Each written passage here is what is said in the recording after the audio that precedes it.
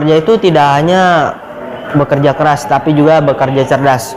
Like, comment, subscribe akun Toleransi dan Perdamaian. Dan kelinci pun kalah. Jadi yang terkandung dalam cerita ini, kita tidak boleh meremehkan orang. Kita harus selalu tolong menolong kepada semua orang, dan janganlah sombong terhadap apa yang kita miliki. Kelebihan dan kekurangannya, maka jangan sekali-kali kamu menghina dan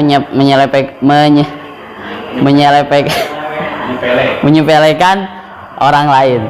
Jika memang ketua kita ada yang salah atau mengambil sebuah keputusan yang tidak bijak, kita harus mengingatnya.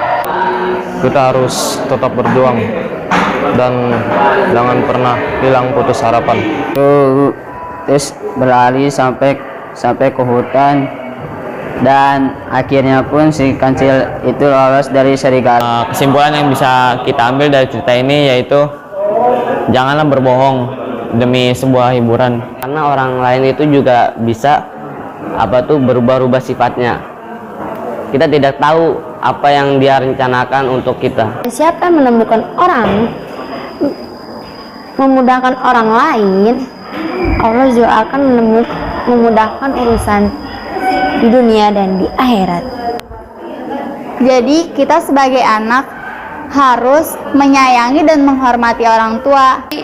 Kesulitan akan memberikan kekuatan dan hal-hal yang berharga lain. Apabila masalah adalah keburukan dan solusi adalah kebaikan, maka kita membutuhkan keduanya agar berkembang. Gerbang kesuksesan. Jadi jangan takut untuk mengambil resiko. Mengajarkan kita betapa kelembutan, akhlak dan budi pekerti yang baik dapat mendatangkan kebaikan kepada orang lain. Siapa dia, latar belakangnya dia siapa, jangan cuma mandang sebelah mata ataupun dari depannya aja. Bismillahirrahmanirrahim. Assalamualaikum warahmatullahi wabarakatuh. Merdeka. Nama saya Nadim Dafal Lazim dari kelas 11 IPS 5. Dan teman saya atau partner saya, kameramen yang bernama Revaldi Maulana. Sini saya akan telling atau menceritakan tentang Perang Uhud. Perang Uhud ini merupakan pertempuran kedua antara kaum muslimin dengan kaum kafir Quraisy. Perang Uhud ini terjadi pada tanggal 7 Syawal tahun 3 Hijriah dan 3 Maret tahun 625 Masehi. Perang Uhud ini terjadi di Madinah dekat Gunung Uhud. Selanjutnya ada dua latar belakang yang menyebabkan peristiwa ini terjadi. Yang pertama, kekalahan kaum kafir Quraisy di Perang Badar. Kekalahan ini menyebabkan banyak tokoh-tokoh kafir Quraisy yang meninggal, sehingga kaum kafir Quraisy ini ingin membalaskan dendamnya kepada kaum muslimin. Yang pertama. Yang kedua, faktor ekonomi. Faktor ekonomi ini karena kaum kafir Quraisy ini ingin berdagang ke negeri Syam. Ya, dikarenakan sebuah kota Syam itu di utara, kota Mekah di selatan, dan Madinah di tengah-tengahnya. Sedangkan kaum kafir Quraisy itu dari Mekah ke Syam pasti melalui Madinah. Di Madinah tersebut ada pasukan Rasulullah yang menahan kaum kafir Quraisy, sehingga kaum kafir Quraisy ini ingin memerangi kaum muslimin. Pasukan Rasulullah yang menahan kaum kafir Quraisy di kota Madinah itu bukan sembarang ya, karena di sini ada info lagi. Waktu ketika Rasulullah hijrah ke Madinah, kan barang-barangnya ada benar ditinggal di Mekah. Lalu kaum kafir Quraisy itu merampas semua harta benda milik umat muslim, sehingga Rasulullah tersebut kesal dan ingin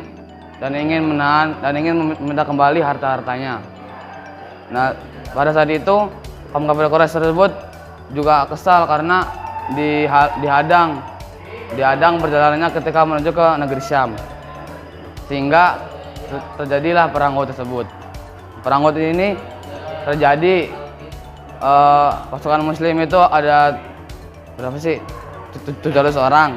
Pasukan kaum kafir Quraisy ada 3.000 orang.